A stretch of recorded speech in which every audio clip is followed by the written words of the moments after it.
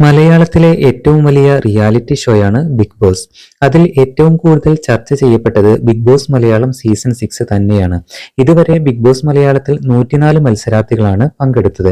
ഇവരെല്ലാവരെയും ഒന്നിച്ച് ഒരു big boss കൂട്ടായ്മയുണ്ടാക്കാനുള്ള ഒരുക്കത്തിലാണിപ്പോൾ മുൻ ബിഗ് ബോസ് താരങ്ങളെല്ലാവരും.